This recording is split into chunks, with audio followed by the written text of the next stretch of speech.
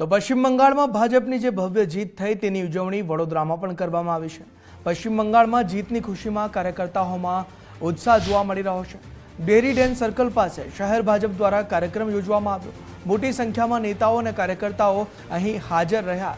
ફટાકડા ફોડ્યા, આતશબાજી કરવામાં આવી, જાલમુરી ખવડાવી જીતનો જશ્ન વડોદરામાં પણ મનાવવામાં આવ્યો છે।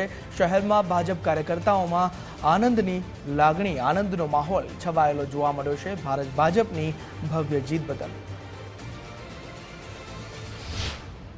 अमार बंगला सोनार बंगला भारतीय जनता पार्टी भव्य विजय ये अमरा कार्यकर्ताओं संघर्ष परिश्रम मेहनत और बलिदान विजय है।